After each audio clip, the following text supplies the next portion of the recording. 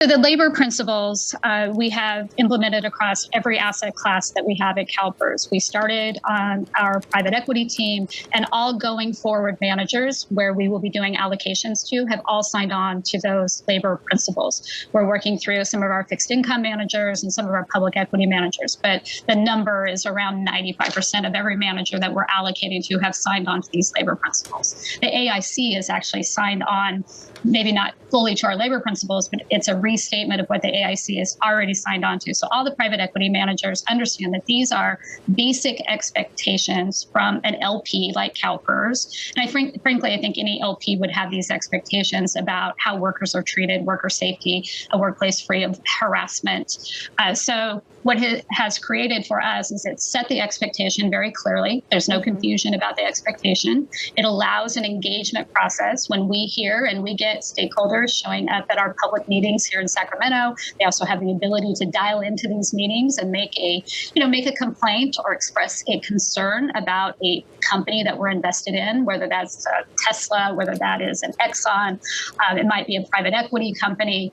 And so we can take that information and we can engage with that public company or that private company and figure out, whether there's any grounds to the complaint. If there is it a violation of one of the labor principles? If it is, what's the cure for that labor principle? So again, set expectations clearly, helps us with accountability, keeping everyone straight. But again, these are a restatement of U.S. laws for the most part. I do want to talk a little bit more about public and private investments in your portfolio, because I'm taking a look at your performance. It looks like the private equity portion of the portfolio, that's about 18% of the fund. It delivered a return of 14.3%, which of course is impressive, and that's an improvement over the prior period. Then you take a look at how public equity investments perform. That is the lion's share of the fund. It looks like 39%. That actually outperformed all other asset classes, a 16.8% return. This is a question that I ask to pretty much every investor who's exposed to public and private markets, is whether the return that you're truly getting in private markets, whether that makes up for the liquidity that you're giving up there. And especially when you lay out the numbers like that, I do wonder how you start to tackle that question with that long-term conviction that you do have in private markets. Mm-hmm. And so I think you hit it. We have a long-term conviction. We don't pay too much attention to one-year returns. We look at longer periods of time. We're an evergreen fund. We're here to pay benefits for generations of public sector workers. So we don't pay a lot of attention. And of course, I want to compliment all of our teams for this year's performance. But we're really careful about not putting too much attention on short-term performance. And so I think, again, if you look at the longer term, private equity has paid in the way that we would expect it to pay based on an illiquidity premium. And, I think there are some questions around whether that is enough, whether the illiquidity premium that we have in place today, is that enough to tie up that capital over long periods of time? These are issues that we certainly address on a regular basis and through our strategic asset allocation process that we've done, frankly, every 4 years with a revisit on a 2-year cycle. And probably should talk a little bit about Stephen Gilmore coming into the organization. He just completed his 1 year on the job from New Zealand, and working our board over the last year through a bit of an adjustment in the way that we look at how we allocate capital. And so moving from that pure strategic asset allocation, which is more, frankly, I think is more of a, set and forget. Everyone gets their, for simple terms, everyone gets their checkbook balance, and that's what they're allocated to, and they go out, and allocate appropriately to the balance that they have in that portfolio, whether that's 13% private equity, 17% private equity, 5% private debt, 8% private debt. What TPA does is provides a lot more transparency. It's something our stakeholders ask for on a regular basis to the board, in public meetings, in private meetings, more transparency about returns. So today, relative to benchmark, for our stakeholders, that's a little more difficult to calculate the value add. But if we look at it from a total portfolio approach, which we've defined as the board choosing a reference portfolio and then a certain budget for active risk, that is how we've defined TPA with our board, and the board will be making a decision on, do they want to move from the strategic asset allocation process and protocols to something that is more dynamic, much more collaborative internally, but also much more transparent to our stakeholders who have asked, to understand how returns are calculated, to understand how returns are compared by asset class over periods of time.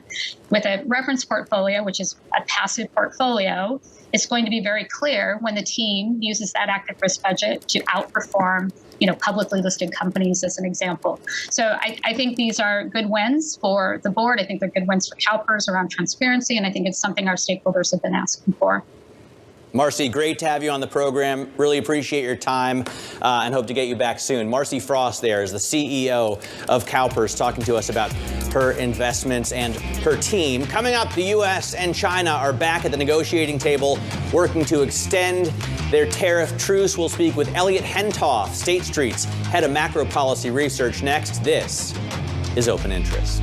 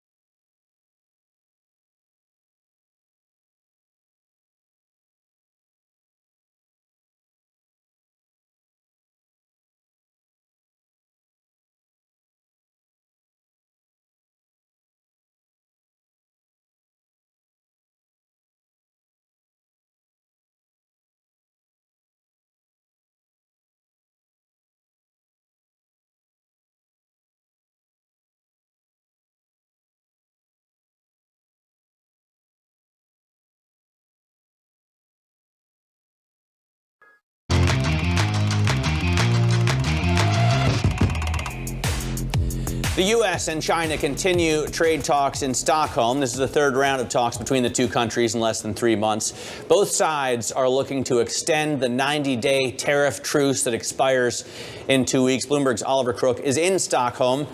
Oliver, what's the latest?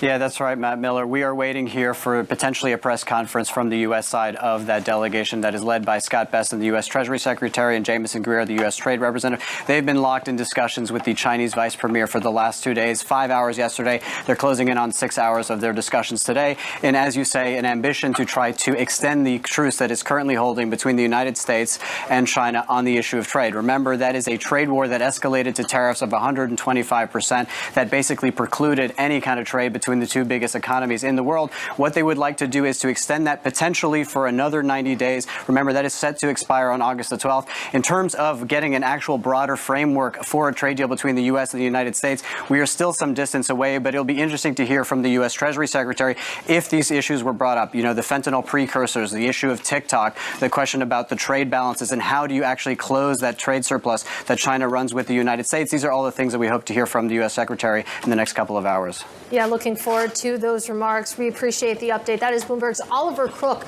reporting live from Stockholm. And for more on the trade talks, I'm pleased to say, we're joined now by Elliot Hentoff. He is head of macro policy research over at State Street. Great to have you with us, Elliot. I'm reading the notes that you sent over to our producer, and it seems like you're making the case that there's a bit of tariff fatigue, trade policy fatigue, when it comes to the overall state of these markets. Yeah, I mean, just look at markets. The VIX is below 15. Risk assets have done really well. And why is that? I mean, if you track it since April 2nd, Liberation Day, kind of the sensitivity to trade policy has just declined and declined and declined. And I would even say that that entire uncertainty that we talked about for the past 180 days, policy uncertainty driving markets, that's kind of in the rearview mirror. We don't have policy uncertainty per se. We're now back to a more normal environment where it's all about tail risks, but you focus on kind of the core risks and opportunities that are driven by fundamentals and macro data. So a lot of this policy talk, I think, is going to shift into the backseat. I thought it was interesting that Friedrich Merz, after the agreement with the EU, sort of hailed it at first and then criticized it on further consideration. How bad is that deal going to be for the EU economy? How bad is it going to be for the German economy in terms of a hit to GDP? It's you know, obviously it's worse than where Germany and Europe was trading 8 months ago before the U.S. election. But it's better than the fears we had in the first week of April. And it's definitely better than the tail risks that we could have had, which was an escalating trade war. So on all things considered, it's a manageable shock. It's negative, but we estimate a shock to Europe's Euro area GDP of about 0.4%. That's not fun, but that's certainly manageable, and it's one that dissipates over the coming year. And in Europe specifically, we'll have an offset. We'll have a negative growth shock from this trade channel this year. And then next year, we have the fiscal bazooka gradually kicking in and delivering some outsized growth in Germany and beyond. I wouldn't lend too much credence to Merz's interpretation. I think there's a lot of local politics going into the rhetoric of how to criticize it and how to position. By and large, I think the EU probably did as well as it could have. Elliot, how do you see that playing out in the global equity markets? When we're talking about the European economy, maybe a shock this year, but maybe that fiscal bazooka coming in next year. We know that European equities have been outperforming those of U.S. equities year to date. Do you see that actually continuing?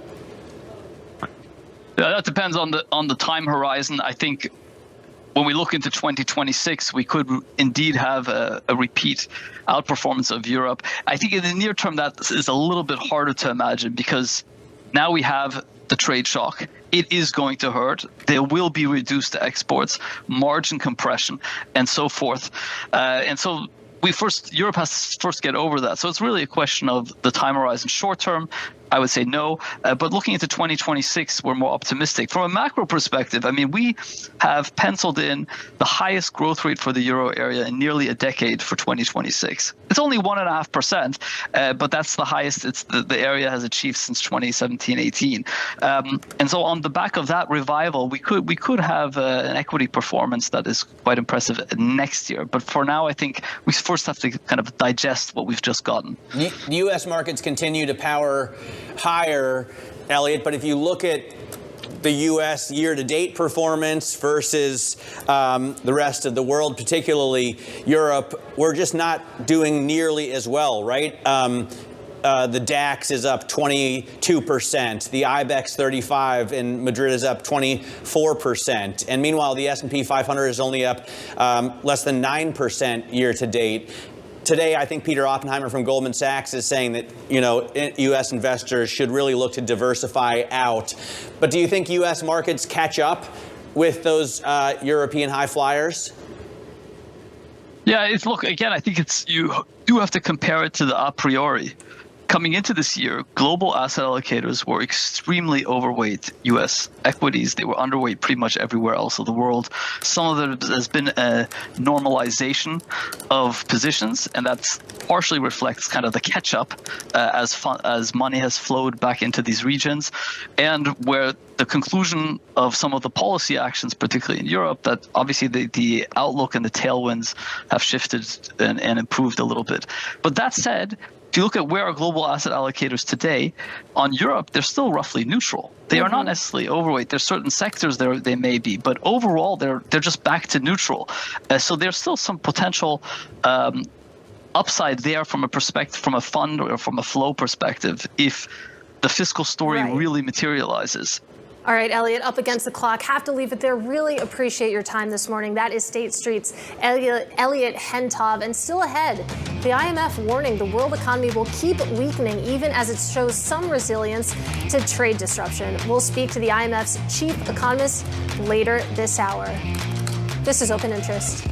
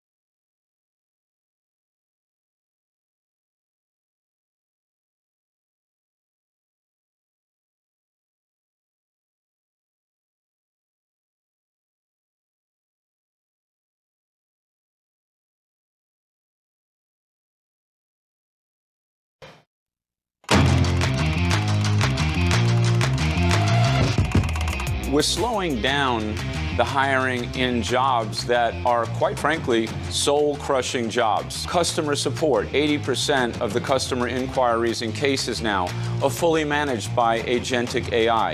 And think about security and risk management in real time. All the patchwork and the change management is done by agents now. They work hard 24/7, you don't have to pay them. And they don't eat any lunch, and they don't have any health care benefits. So they're very affordable.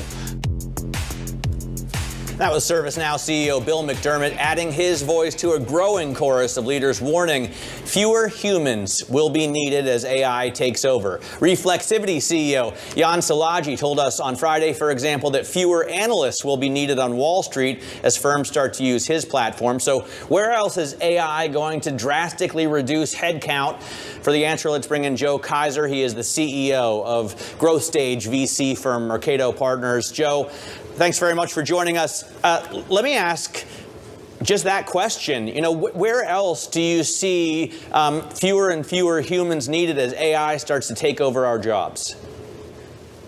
Well, Matt, it's an interesting question because I think in the short run, we will see preponderance of jobs impacted, right? So I think a lot of the talk right now is about the entry-level jobs being eliminated, but I think it's also true that more senior jobs can also be eliminated, because if you think about what agents and AI in general can do, it can help a less experienced person perform at a more experienced person's level because of the knowledge that AI can bring to bear for anyone.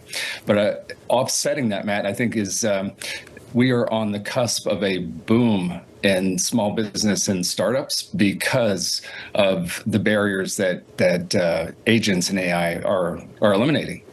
Well, Joe, to that point, I wanted to ask, is this an investable theme? You talk about that boom coming when it comes to startups, small businesses. Is that where you're looking for opportunity right now? Absolutely. So one company that I would mention that we've recently invested in, a company in Chicago called Artisight, is bringing AI to bear in both operating rooms and patient rooms. So if you think about a surgeon, a career surgeon might spend 40 to 50,000 hours in an operating room. The Artisight database has already ingested 2.5 million hours of operating room time and is bringing that intelligence and best practice to bear for surgeons and clinicians. Where do you want to invest that's like the next growth area? I mean, I know you're already invested in a lot of companies like Mountain, which is how we know each other with Mark Douglas running that company. But what is the next frontier for you, Joe? I mean, you have a history in power development, for example. Correct. Yeah. So, Matt, I think that's a great point. And as President Trump talked about last week with the deployment of infrastructure and removing barriers to creating the infrastructure for our country to build out the necessary assets to support the AI data centers of the future. Over 100 power plants, for instance, are required over the next 10 years just to keep up with that. And then you think about what is the software required to deploy that power efficiently, I think is an interesting theme and investment opportunity as well. And then just in every facet, Matt, of business, I think AI is going to disrupt. And so, the story that comes to my mind, or the opportunity that comes to my mind, Chris Anderson, if you remember from Wired Magazine, in 2006 wrote a book called The Long Tail, and talking about how the internet was going to allow business to start reaching more demand, pockets of demand, different consumers. Well, AI just knocks down any barriers to reaching the furthest portions of the tail of demand. We were talking about, Peter Oppenheimer from Goldman Sachs says you want to maybe diversify outside of the U.S. And I was just looking at returns for, the major continental indexes, almost all, except for the CAC, crushing the S&P. But in terms of the AI race, which was, I think, what President Trump's conference was called in Washington. Winning the AI race. Does anybody else hold a candle to the U.S.? I mean, are we outperforming every other competitor, including China?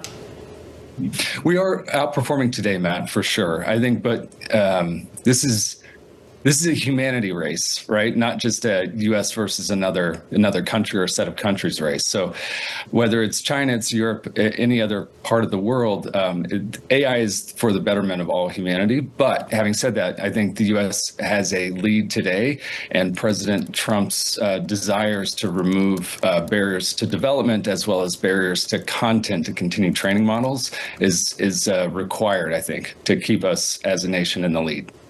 And so, Joe, I'm taking a look at your notes. I see that you're speaking to us from Texas right now, but you're based in Utah, I believe, and you call out specifically water scarcity. In this conversation around power, we know that water scarcity is an issue that is getting more and more attention. How does that factor into your world?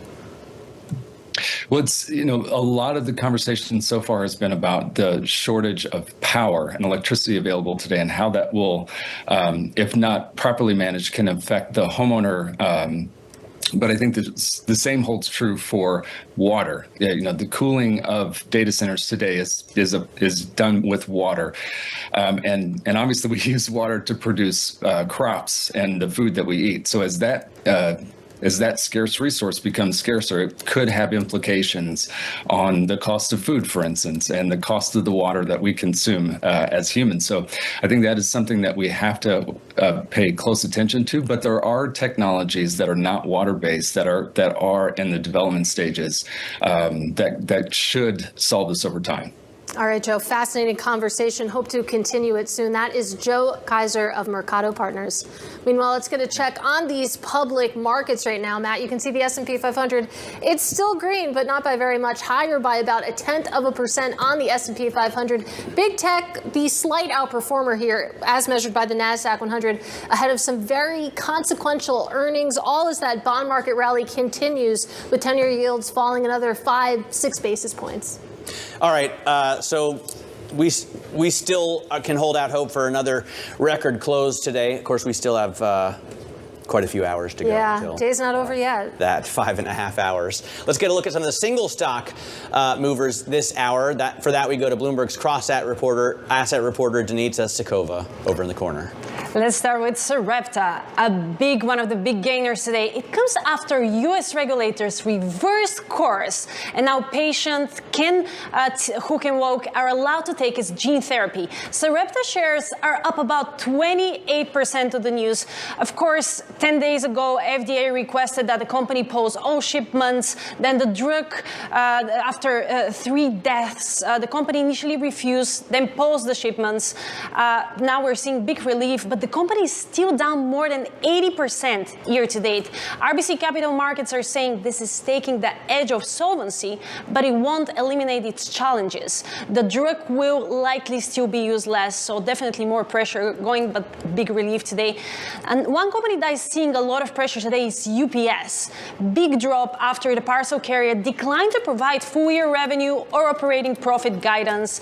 It's based on macroeconomic uncertainty. They're talking about the housing market putting pressure. They're saying how they expect their big supply from the U.S. to eventually pay off, because obviously they don't have those tariffs, but this is not yet happening. It's struggling to recapture the volume it experienced during the early years of the pandemic. Obviously, the company has had to reorient to smaller volumes, closing and consolidating facilities, reducing headcount, but so far this hasn't really helped. The company is still down 24% year to date. Another company that is suffering today is Whirlpool. It slashed its 2025 profit outlook, and the stock tumbled 11%. It's expecting boost from its U.S. sales, but what we're seeing is that a lot of their rivals have rushed to import into the country, and that's putting pressure for the company. This is obviously short-term pain. The CEO says that long-term, they're going to benefit from actually Trump's aggressive tariff policy, just because the majority of their production is actually happening in the U.S. That said, we're yet to see if that will materialize. The company is down more than 20% year to date. Back to you, Katie and Matt. Yeah, going down the drain there, Whirlpool shares down 11%. You didn't. Denitsa, you didn't, but I did. That is Bloomberg's Denitsa Sikova. Yeah, really interesting stories on the single stock level, even though the index is pretty chill right now. Well, chill, but a continued ratcheting higher and higher and higher. A sneeze or so. I mean, the fact is that we were looking at so many people lowering their estimates to less than 6,000, and now we're at 6,400. John Stoltzfus, 7,100. Back up to 7,100. Mike Wilson leaning more and more towards 7,200 in the second quarter of next year. So we continue to see a ratcheting up, although, yeah, it's incremental, the gains. Coming up. The IMF sees the world's precarious trade backdrop hurting global growth. The fund's chief economist joins us next. Not a conversation you want to miss. This is Open Interest.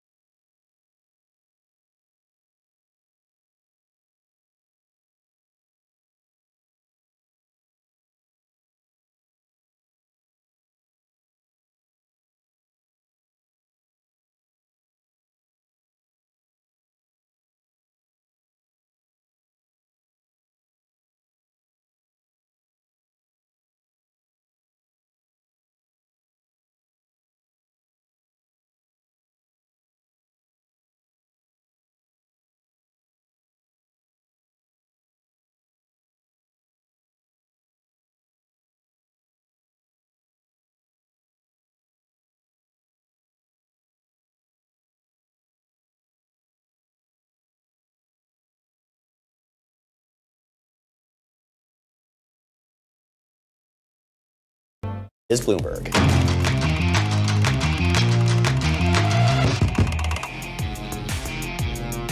The IMF warned this morning that the world economy will keep weakening, even as it shows some resilience to trade disruption. It now sees global growth decelerating to 3% in 2025. IMF Chief Economist Pierre-Olivier Gourantia is with us now to talk through it. Great to have you with us. Before we get into the specifics of your forecast, I want to talk about the business of forecasting. It's a conversation Matt and I were just having in the context of Wall Street sell-side strategists, but it sounds like it's something that economists are running into as well, that as the goalposts of trade policy and trade discussions keep changing, it's difficult to keep up.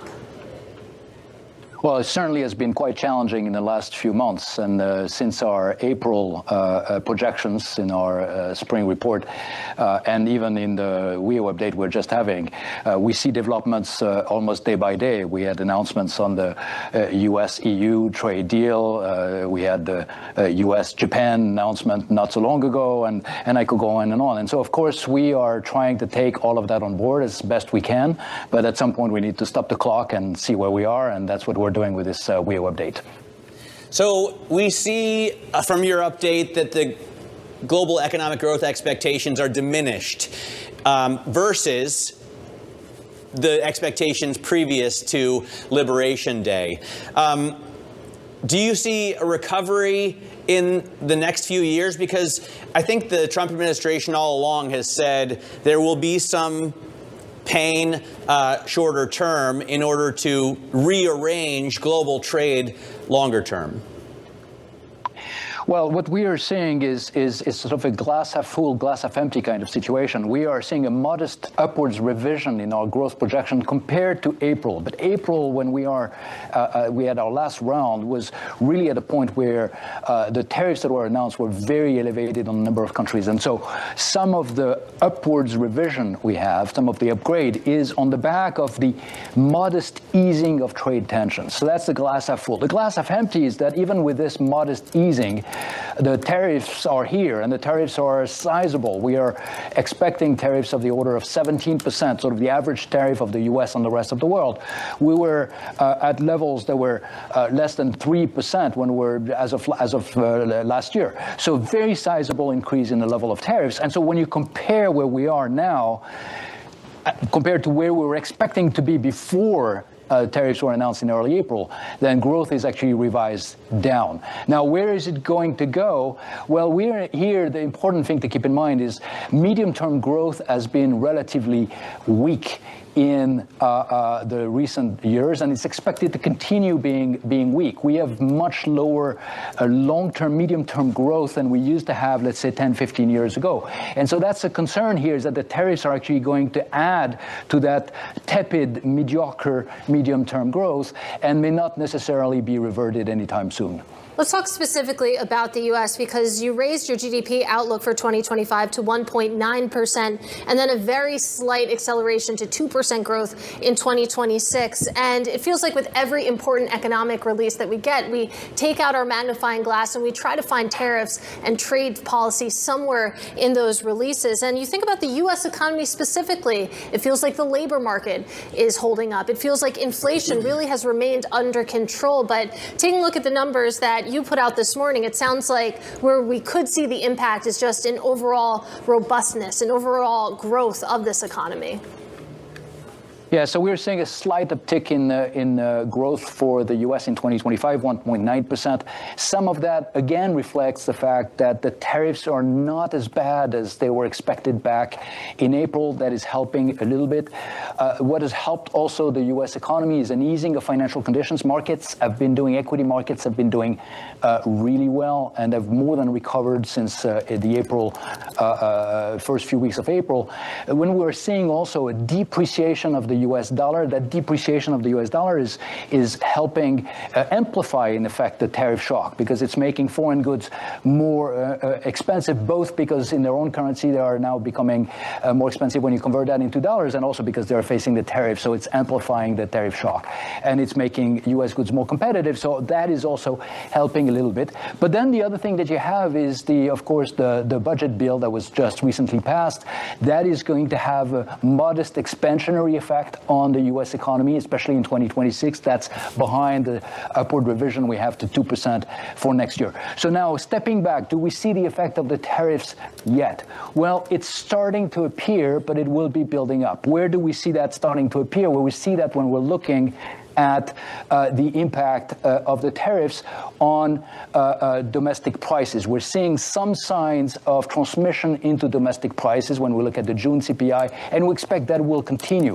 And when we're looking at the effect of this tariff, the import prices in dollars for foreign goods that are brought into the U.S. have not decreased. So the impact of the tariff comes on top, and the tariffs are effectively, at this point, this could change, but at this point, they are likely to be paid by the importers, the distributors and retailers, and eventually by customers who have to pay for those more expensive goods. And that is going to increase production cost in the U.S. That is going to be passed on to prices. That's going to be the channel through which it's raising price pressures in the U.S. economy. But it's going to take time. We expect that to unfold in the second half of the year and into next year. Pierre-Olivier, I want to ask step back and ask a broader question. While you were getting your PhD at MIT, or rather a decade before that, Peter Navarro was across town at Harvard studying why capital moves where it does. Can you understand what this administration is trying to do? I mean, can you sort of get it intellectually, or do you think they're going wrong? Well, I think the way I would approach your question, and you're referencing to the Stone Age here, back when I was doing my PhD, so we're looking at a long, long time ago. But it was the 90s. The big question here is the U.S. Is concerned about its external deficits, its trade deficit, which is mostly in goods. In services, it's not necessarily the case, but overall, its trade and current account deficit. It's concerned about that. It's a legitimate concern. In fact, this is one of the things that we at the IMF watch very closely. If you're running a deficit, then other countries are running surpluses. We know where these surpluses are. And here I'm looking at global deficit and surpluses, not the bilateral ones. And we know that some countries have large surpluses. You look at China, you look at the European Union.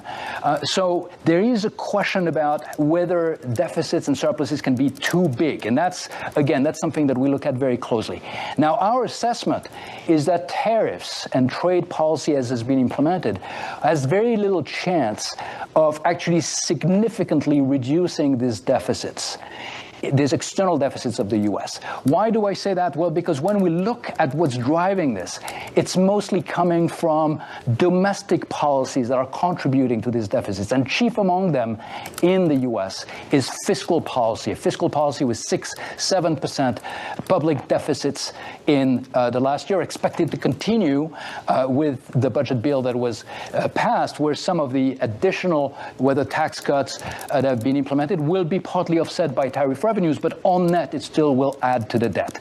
And this is, to us, this is the primary way in which this external deficit should be addressed, not through raising tariffs, which is like throwing sands in the wheels of the global economy, is making everyone worse off. Shooting another hole in the boat, as Milton Friedman, I believe, would have said. Thank you very much, Pierre-Olivier Gouronchas of the IMF. This is Open Interest.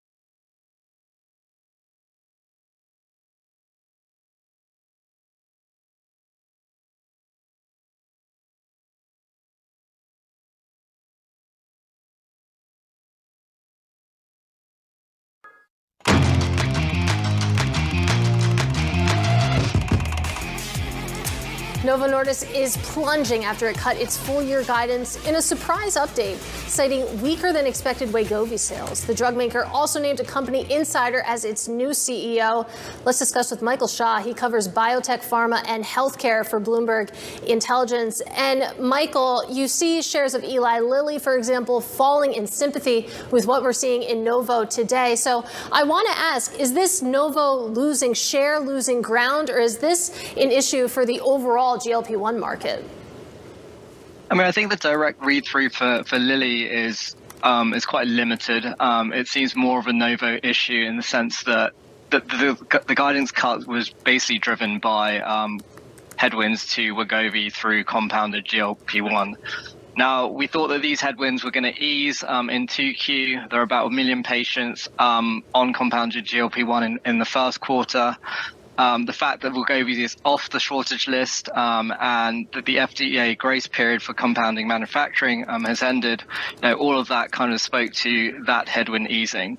Now, there's a lack of visibility around compounded GLP-1 and how many patients are on it. And unfortunately, we didn't see that materialize. And that's largely the reason for the guidance cut for Novo today. Wow.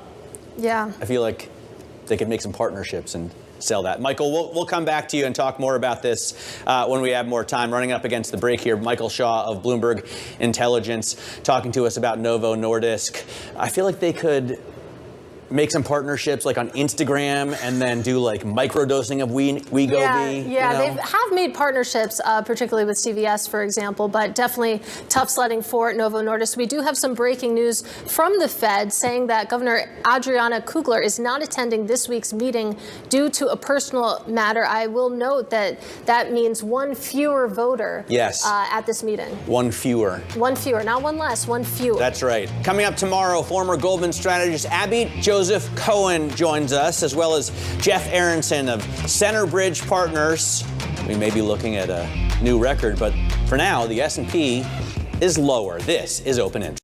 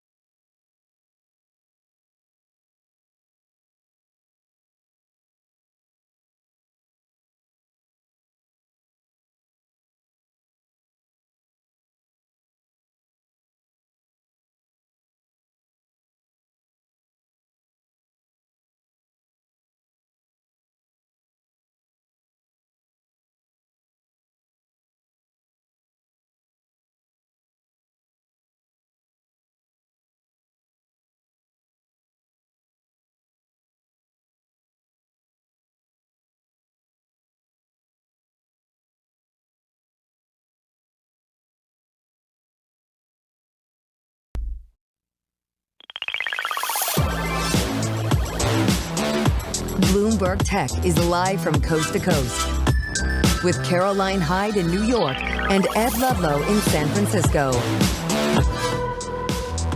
This is Bloomberg Tech. Coming up, Apple closes a retail store in China for the first time ever. What this means for the iPhone maker's plan to revive sales. Plus, US and Chinese officials continue talks to extend the tariff truce beyond a mid-August expiry, with tech export controls under the microscope.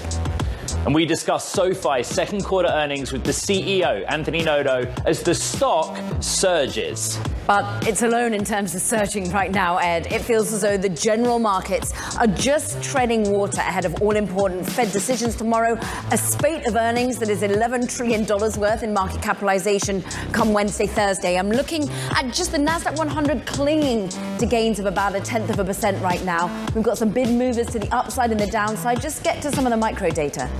Yeah, earnings is clearly a feature, right? So Spotify's where I'm starting. Surprise swing to a loss in the second quarter, largely because of stock comp. And the trajectory of the stock in the quarter impacting that. We'll go deep on that later in the program. PayPal has made a late move in the session, and one of the factors behind it is the CEO on the call talking about worrying consumer data. We'll dive into that. Then Apple's kind of softer, down 0.7 to 1%, a big points drag at the index level, closing a store in China, which we can get to, and then headlines in the last hour from the Wall Street Journal that JP Morgan is now the front runner to take over that Apple credit card business. There's a lot to discuss. There is, and there's a person to do it with. Bloomberg's Tom Giles joins us now. And Tom, just first of all, this signal that we're getting, pulling back from one particular area, bricks and mortar in China, is it a big deal for Apple? China is a huge deal for Apple. Let's put it in perspective. This one particular store, am I looking here? This one particular store, there's a question mark about this mall. You've had other retailers, US-based retailers like Coach, Hugo Boss, have gotten out of there. So I'm not sure how much to read into this one particular mall, but let's dial the lens back and talk about the big picture in China. China is a huge market for Apple, and they have seen sales declining there for a whole host of reasons. Most recently, you have to look at the domestic economy in China. There are deflationary pressures. There are questions about how much the tariffs are going to affect that economy. Remember, exports are a huge part of China's global economy. So demand there, how big is demand for products like Apple's iPhone? That's what Apple needs to take into consideration. We're going to be hearing from them in the next couple of days to see how things are going in China. And don't forget, there's a lot of competition domestically in China from names like Huawei and Oppo and Vivo. We talked about them before, but the competition there is real, and people are looking for alternatives to Apple because of all these questions about US-China relations and whether and how much pressure the government is putting on domestic markets to focus on China names and not Apple. That sets us up really well for earnings, where I think analyst consensus is that they will swing back to revenue growth on a year-on-year basis in Greater China. So we wait for that. The headline this morning is from the Wall Street Journal, and that JP Morgan, in a pack of many, is now the front runner to take over the credit card business. Interesting in the sense that services for Apple is important, but what do we need to know? Well, remember that this is an important relationship for the banks. Goldman tried it with Apple. It fizzled. There are questions about Goldman's consumer strategy and whether that was the right mix for them. It's a big deal for JP Morgan, gives them an opportunity to push financial services products to a whole new legions of Apple customers. Big deal for them. Bloomberg Senior Executive Editor for Tech, Tom Giles, here in San Francisco. Thank you very much. Let's stick with that China story. US and Chinese officials are in their second day of trade talks in Stockholm, this to extend their tariff truce beyond an initial 90-day period. Let's get over to Stockholm, where Bloomberg's Oliver Crook is standing by. Oliver, what's the latest?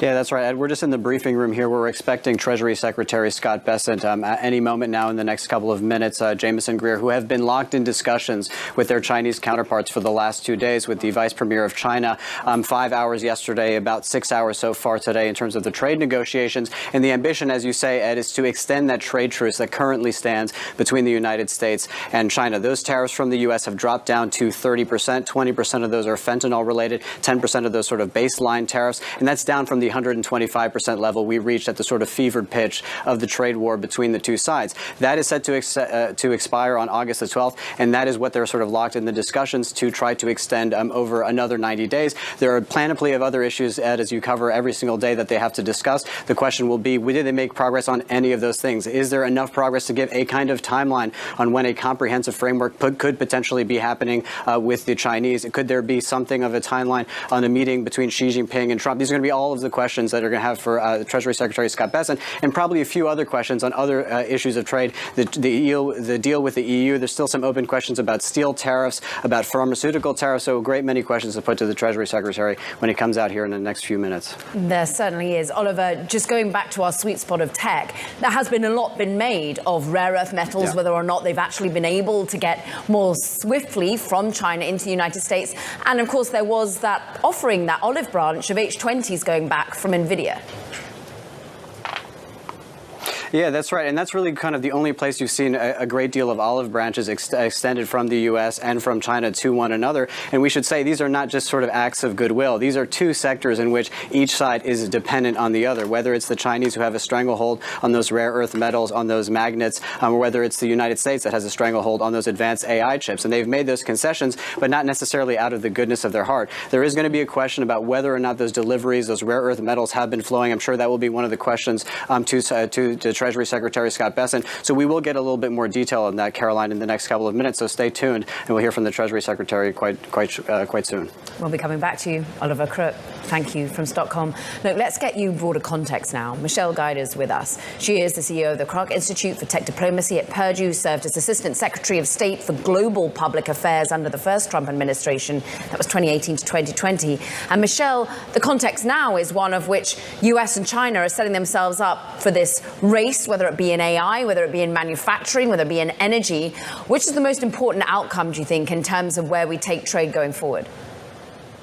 The most important outcome is going to be American security, prosperity, and leadership. And that's what all of these trade negotiations are about. They're a means to that end. China has built a massive manufacturing economy. The United States has built a massive consumer economy. So they make stuff, and we consume it, and we buy it. And now being a consumer at that scale is a big vulnerability when your largest supplier is an adversary. And we buy and consume $300 billion more stuff from China than they buy from us. And that matters when it's not just toys at Walmart and it's not just home appliances.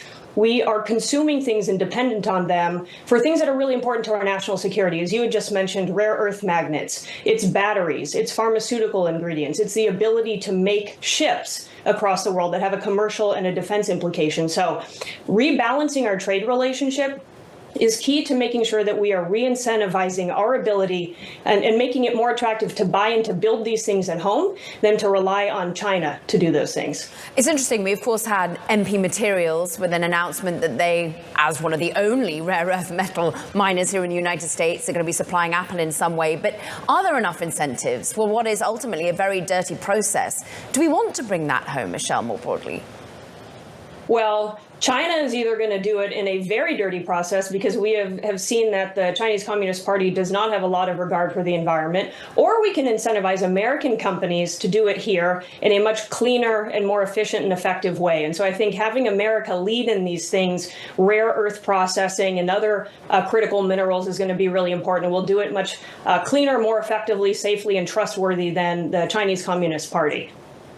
Michelle, good morning, it's Ed in San Francisco. I don't want to go broad. That meeting that's happening right now in Stockholm between Chinese trade officials and American trade officials, who is currently on top in this negotiation?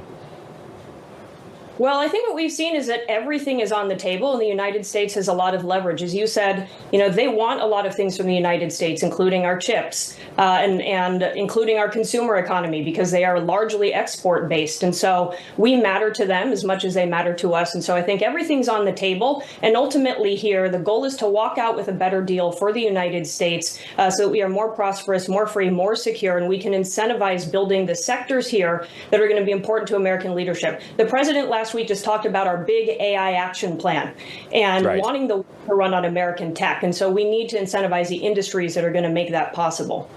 And one of the pillars of that plan is for America to export technology to the world. How important an export market is China for the American technology stack? Well, the jury is still out on whether or not China is going to be an economy that wants the American technology stack. If you listen to what Xi Jinping has said, he wants an independent, controllable AI hardware and software foundational system. That means a Chinese tech stack. And so we'll see whether or not Xi Jinping and the Chinese economy wants American tech. It's all the more reason that deals with our allies, like the EU that just happened, like Japan that just happened, matter. Because if you look at the U.S. and our top 10 democratic allies, the EU included, that's like 60 to 70% of global GDP. What a great place to start for us to deploy American technology as the backbone of the global economy in the free world, and then start to work out from there. Michelle, it's almost the one area of bipartisanship has been a hawkish nature towards China. But I think about a potential ban on TikTok, currently not happening. When we think about a potential meeting between Trump and Xi Jinping, some China hawks, some of the most ardent in the current administration, feel frustrated that actually President Trump is giving away too much for a deal. What do you make of it? Well, I think the big picture is all of these things are chips in the bargaining tools. They're all on the table and up for negotiation, so we can ultimately get to a deal that does make us more secure and more prosperous. And so we've seen back and forth on TikTok. We know that the H20 chips from NVIDIA were under export controls in April, and then in July there were assurances that those licenses would be granted to export them. But all of these things are in flux, and it's part of the high stakes negotiations that are taking place. Ultimately, though, we want to get to a place where we are incentivizing American leadership and security first. And that takes regulation here at home as well. The AI Action Plan meant to foster growth, particularly when it comes to the underlying large language models and indeed the infrastructure. What's interesting is there is this game of cat and mouse in China, yet more and more sophisticated models, open ones, coming to the fore. How do you measure how far China is in the generative AI race? Well, I think it's how many countries and partners across the world are adopting Chinese tech versus American tech. And our goal is to have more countries and more companies adopting American tech, and in some cases allied tech if we're not the category leader, so that the tech stack across the world is trusted. And so having a scorecard where we track how many companies and countries are adopting U.S. and allied technology versus Chinese technology is really important. And I think as the president laid out in his AI action plan, what the administration is going to start to do is put together exportable AI packages to start to facilitate that more effectively.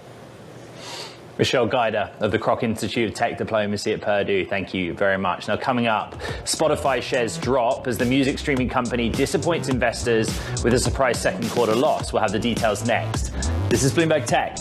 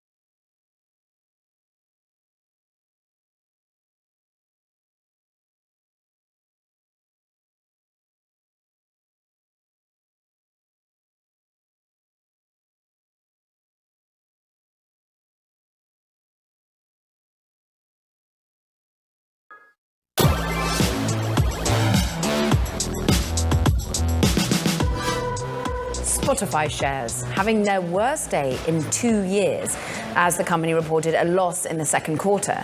Let's get more on Spotify's earnings with Bloomberg's Ashley Carmen. This all seems to be about employee pay in some ways and taxes upon that. Yeah, in some ways, Spotify is a victim of its own success. They've basically said that because they've been doing so well in the stock market, they've had to pay out a lot more than they anticipated to employees for payroll taxes and whatnot. And so that ended up in a loss in earnings per share. There's a lot of like earnings mechanics and financial wizardry around this kind of stuff. Is there a kind of core Spotify story, Ashley, of how streaming audio is going for them and maybe a little bit about their video strategy as well? Yeah, so Spotify keeps adding subscribers, users, like they keep growing every single quarter. It's pretty remarkable. But what's sort of been a challenge for them is figuring out what their next verticals are and seeing that through successfully. So they've really made a push for advertising. That hasn't really panned out. They said now they are going to be kind of rethinking that approach with advertising. Their head of advertising actually stepped down yesterday. He's taking a job at DoorDash. So they sort of suggested that this is going to be a direction that they're going to change course. And then they're making a very concentrated push into video. And on today's earnings call, they said, one of their co-presidents said that this is, a very exciting opportunity, but it's not a necessary opportunity. So I think they're still kind of figuring out where they want to move next. It's interesting that the weak dollar, of course, plays into all of this, and the third quarter forecast not looking that pretty either. Ultimately, they are building more and more users. As they say, it's sort of growing like a weed. So that's got to be a positive momentum story for many in the longer term. Yeah, I think that's how they're trying to position this, is that in the long term, they seem very bullish. They're excited. They feel like they've had a really great product. It's just these short-term issues that they're kind of dealing with, and investors will see how they're feeling about it. The stock's down almost 11%, which intraday is the biggest drop since early April. But if it closed there, it would be the biggest drop since June of 2023. So it's a strong reaction. I'm going to ask you something I ask you every single quarter, because this is how I listen to podcasts. How is Spotify doing in podcasts? They've really pivoted into video podcasts, and they've been trying to recruit more video creators to the platform. So they really have not focused on these audio podcasts anymore. I've reported quite a bit on how this initiative is going for them. They're still missing quite a few of the largest podcasters on that service for video, but they're still pushing, they're still trying. Where is the audience for them? Or where's the growth story, at least? Seems like it's developing markets, but then also just trying to get people to spend more time on the platform, watch these videos, which they compensate based on consumption rather than ads. They're really trying to get people to spend more time through audiobooks and maybe up-level them to different tiers of subscriptions. So I think that's where they're eyeing some possible growth. Bloomberg's Ashley Carmen on the streaming and Spotify beat. Thank you very much. We have another earnings story in PayPal. Look at the shares of the company, down significantly, on track for their biggest drop in almost 6 months. In part, it's just the basics that they're seeing slowing growth in payment volumes. But what happened in the morning session was that the CEO on the call was talking about US retail spending and sort of softening economic consumer data, that kind of thing. But he was basically saying that they see a slight deceleration. And that's kind of worried people a little bit. It's going to be interesting later in the hour, Caro, when we have SoFi, because it's somewhat analogous, right? That we might get a similar or maybe different read on the strength of the consumer through the fintech lens. Well, from a share performance, it's a very different story for SoFi, which is up a whopping 13% right now. That interview to come, but right here, right now, coming up, we've got OpenAI-backed startup Ambience Healthcare. It's reaching a $1 billion valuation. We speak with the co-founder, Nikhil Baduma. That's next. This is Bloomberg Tech.